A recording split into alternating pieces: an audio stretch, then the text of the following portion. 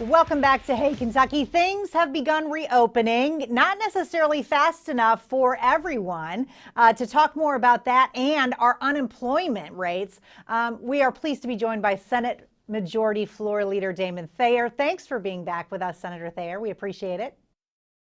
Hi, Mary Jo. Thanks for asking me back. All right, now we have got a problem in Kentucky. We have the highest unemployment rate in the nation right now. More than a third of our labor force is unemployed. How do we get that back to good? You're right. This is a big problem. And Kentucky's #1 ranking in this category is not something we should be proud of. It's something that we should be working on. And the best way to deal with it is to get Kentucky back open. At the current rate, we may have to borrow $1.5 to $2 billion to help us get through this and make all the unemployment insurance claims. The governor can do that unilaterally, but I can guarantee you that eventually the General Assembly will ask him for a plan to deal with repayment, because on the backside of this, the way unemployment insurance works is it's an assessment on businesses. And so it's very likely that assessments on businesses will have to increase in order to pay this money back. So it's a big problem. And the best way to deal with it is to get Kentucky open and get people back to work as soon as possible. Yes, we are opening up, but we're opening up slower than our surrounding states. And people are really frustrated by it, Mary Jo. I've been going through my emails here at the Capitol, as well as getting phone calls and text messages and social media comments. People just want to see Kentucky opened up again. They understand that we've got to follow health and safety protocols set out by the CDC, but they're ready to do that. And people can make the choices. If they want to stay home and continue to self-quarantine, they can. But if they're not in one of the at-risk categories, people are ready to go back out and engage in this economy again. And that will help deal with this unemployment situation that we find ourselves in. Where do you stand on childcare? Because I know this is a big concern for a lot of people who are trying to go back to work now that things are reopening, but their childcare isn't going to be open for another month. And so a lot of people are concerned about what you do in the meantime. Employers are worried about that, as well as employees. It's a big problem. Toyota in my hometown of Georgetown reopened a week and a half ago. The first vehicles started rolling off the line Monday of this week. And a big part of being a team member at Toyota is there is on-site daycare. A lot of people who work at Toyota have young kids, and they're not allowed to reopen the world-class daycare at Toyota. When I toured the plant about 3 weeks ago to observe its health and safety protocols, one of the big questions that President Susan Elkington had for the representative from Governor Beshear's administration is, when can we open up our daycare? It's a big issue to the team members there. And they had no answer at that time. And waiting another month is going to be very difficult for businesses that are trying to reopen and re-engage in the economy, but they're going to have a hard time getting employees back if they don't have a place to drop their kids during the day. So it's a big problem.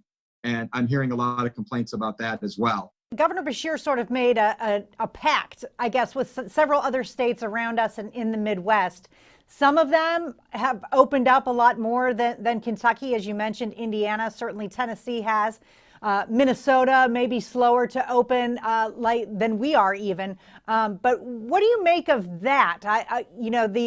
The talk was that we were kind of all going to do it together at the same pace. I think that lasted for about 5 minutes, Mary Jo. Governor Beshear has been publicly critical of Tennessee and Indiana, where a lot of people give them credit for managing the crisis and the numbers of COVID cases as a percentage of the population better than we have here in Kentucky.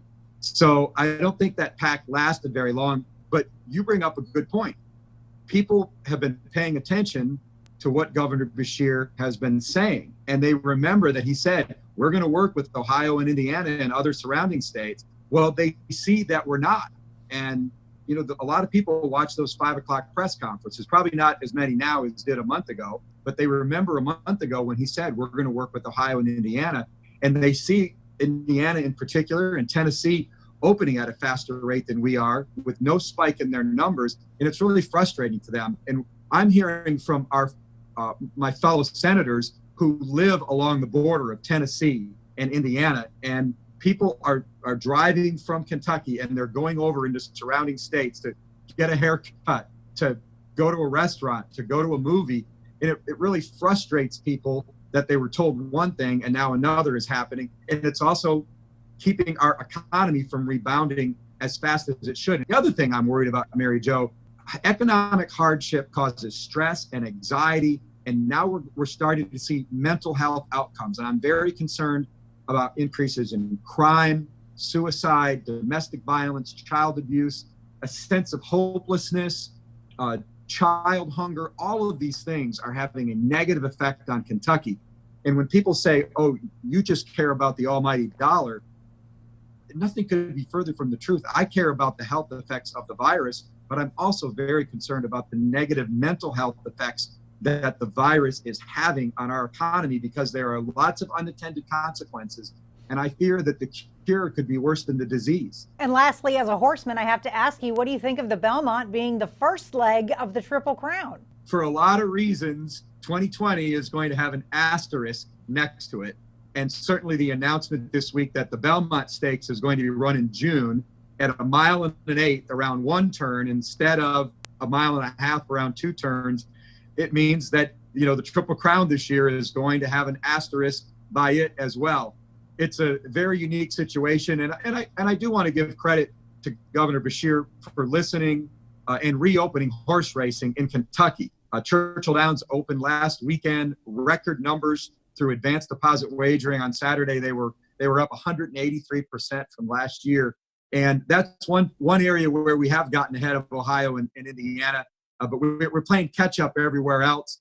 We now need to start considering ways to get spectators back to the races and other sports open. Now I'm starting to hear from people concerned that the governor may close schools in the fall, which I think would be disastrous. I think there are ways to do this, and I would continue to urge the governor to listen to his constituents and listen to the experts. There are ways to do this like other states are doing it and get our schools reopened in the fall. Thank you so much for joining us again. Thanks, Mary Jo. It's always great to be on Hey Kentucky. All right, much more Hey Kentucky right after this.